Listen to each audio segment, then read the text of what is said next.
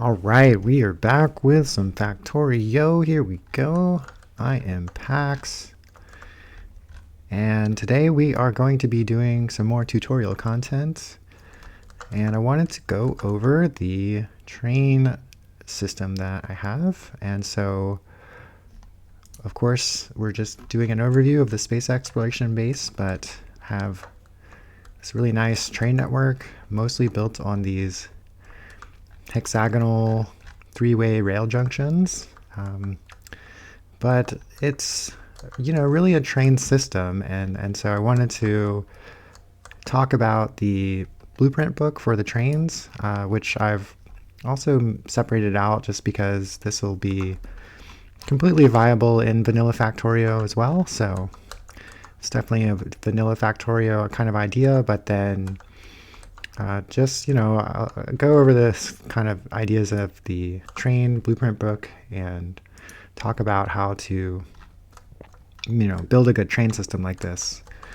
And so we're going to jump over here into this creative world. Another mod just called the lab just puts us in a creative world, and we can go ahead and grab the blueprint book and put down some blueprints. So let's start from the beginning. And so yes, the first thing is that this is a grid. So all the blueprints snap to a grid. And of course you have to put a lot of consideration into the size of the grid. But the grid snapping is just amazingly useful for the train network, because then it's very easy to just go ahead and build out the different types of trains, rail connections. And so then here we have just the basic track for going straight, and I like this design with the rails right next to each other, but some people might say this is bad because of the junctions, but we'll go over the junction and I'll explain why it might be bad, but it's totally fine if you know what you're doing. And then the point was to be very minimalistic in terms of how many row reports do we need, and also just trying to get the power poles. And of course, the crucial idea is that you can snap the pieces together without really worrying about anything, and that the power connections stay, the row report connections stay, and that we can continue to grow the train network without necessarily having to build it manually. And so that then sets us up for the straight tracks, and of course you can rotate them, and there is a certain amount of symmetry to them, but because of the power poles, it's not perfectly symmetrical. And then let's look now at the next piece, which is the three-way junction. So here we then have a three-way junction. And so what's crucial to make a good three-way junction is to make sure that there's actually a chain signal between the tracks. And so you want to make sure that the tracks that don't cross never enter the same block, or the trains that don't cross never enter the same block. So I always want things going from east to west to not interfere things going west to east, or if something was turning right, something was turning left here, they shouldn't interfere. So as long as trains that don't cross don't enter the same block, that is for sort of the first design principle of a good three-way junction. And usually you don't want to give the trains a lot of choices, so having three-way junctions is often one of the better ways of just making your train network, and always tends to work better than having four-way junctions. But fortunately, with this design of the rails of the train network, we can make four-way junctions. So I can indeed just go ahead and put down the rail on top of itself and make a four-way junction, and it's totally viable. So you can make then a four-way junction out of two three-way junctions. It's set up for that, and the signals are also all set up so that we don't have too many crossings, or we don't have anything blocking anything, is mainly what I'm saying. But notice there's also not a roundabout in this four-way junction, so often people will design four-way junctions with roundabouts. This is also can be very dangerous because you don't want to cause any deadlocks in the system, and so usually that means you need a place for the trains to go. So that's good to have the junctions spaced out a certain amount, so that way if trains are waiting for other trains to cross, you know, they're hanging out in a place where they're not blocking anything, and so then before every junction you really need enough space for the trains to hang out and not block, say, the prior junction. So that will definitely cause deadlocks. So there's also a good reason to have enough space between even the three-way junctions, just so trains, once they get through the junction, they have somewhere to go, and then they're not blocking anything. So then, yeah, we can make then the junctions like this, and yeah, again, this little elbow knuckle thing in the tracks allows it to put these chain signals in between, so that makes everything run a bit smoother. And we can make, of course, four-way junctions. But then let's go into the next piece. Yeah, I mean, having diagonal tracks is also fun. So I have a couple of diagonal pieces here, so we can make diagonal tracks and set them up with the grid, keep everything connected. And so that's sort of the intention of these diagonal tracks. And of course you can make them do all sorts of funky shapes. Why not? You know, there you go, diagonal tracks. And the same principles of the diagonal tracks, just try to make sure that the power poles always connect no matter how you orient them, and you can grow the tracks just using the RoboPort.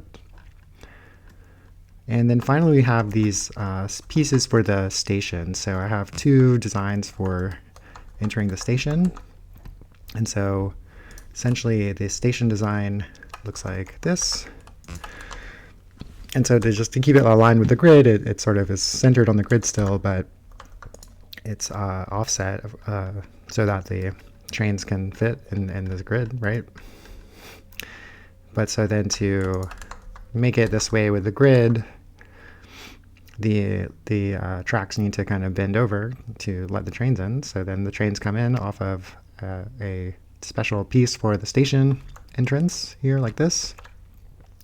And then there's plenty of room for a stacker. And then the idea is that we can build multiple stations further up. So usually in the SpaceX space, I have different types of station pieces for adding stations. So usually I will put in a logistics station, and then I have, you know, a kind of generic station extender, or we have stations for loading with bulk rail loaders here in the SpaceX space, or just use the kind of designs for vanilla stations like I used in the this previous playthrough with the car abuse base. So just maybe building some vanilla stations is generally, you know, the thought process here of just like how these stations work. And so we have different types of extenders, and then the particular track pieces come into the station piece. But then there's one other kind of station piece as well, which is then, oops, here we go, this way, just like a straight on one. So in this case, if we want to just use a style to bend over to the station, then can use this straight on one to bend over and go in and build a station like this and extend it as we wish. So that is the intention of those types of pieces. So again, yeah, it's just then it gets really easy to plop down rails and build a rail network and do everything you want to do to have a nice little rail network. And the last couple of pieces are then for the high throughput sort of train junction over here. So basically here we have the heart of what I usually use for the building different hexagonal grids. And of course it is really just a three-way junction. So the standard three-way junction fits on pretty much exactly into the middle, but then it also uses 4 lanes of track and has some rerouting ways. So again, the first principle is that you need the trains to have a place to go. So whenever they are waiting near the junction and waiting, they're not blocking anything behind them. So that's one thing, is that you always want the trains to be able to park somewhere where they don't block the junction. And then after they go through the junction, you need them to have enough space for them to hang out and go somewhere. So this junction was designed for the 141 trains. So You can see 6 of these empty ghost things. So as long as the trains are shorter than that, then the design works and the trains have plenty of space. And so yes, so then one principle is just to always make sure that the trains have a place to wait and a place to go once they go through the junction, so that they never block the junction. And that's the design of these chain signals. And then to make this 4-lane system more effective, we have an option for the train to essentially kind of make a choice earlier. So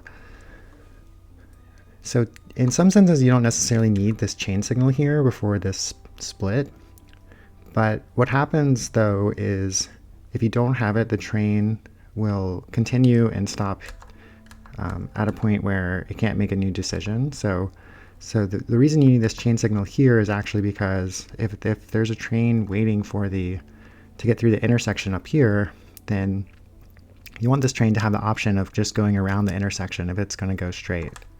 And so it wants to go around if there's a train waiting, trying to say go left, and this is a very busy intersection.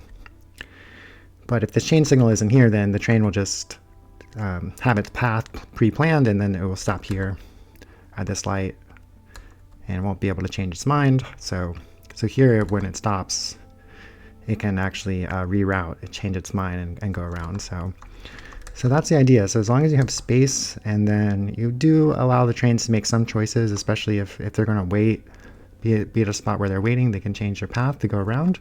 That sort of helps make this junction more effective. And then the idea with this big 3-way junction is you can make different hexagonal grids. So I tried to make it so that you can kind of align them in different ways and different patterns. And I've been just in different colonies in SpaceX, I've been kind of making different hexagonal grids. So on Novice, we have some hexagonal grid, but it's pretty organic. And the grid size, the spaces are different, and so there's kind of these different columns of high throughput 4-lane train tracks, and so but it's like a pretty organic system. And then on, say, Granus, I was going for a more rigid grid structure with these spaced out a certain distance, and on Granus, that was Ermintrude, this is Granus. Same thing, kind of going for a rigid structure of a grid, but there's many ways you can make these hexagonal grids. So yes, there we go. So, but then I've been trying to make the tracks designed in a nice way that they can either be tiled pretty seamlessly with 2 spaces. You can't put them this close together because that's like a little too close. But then if you put them 2 tiles away, it's pretty nice tiling.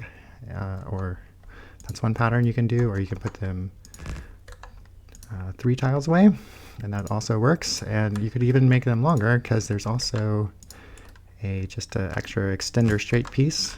And if you don't want this merge lane, then you can just pretty easily just get rid of it. So make the extender piece longer, make the grid longer.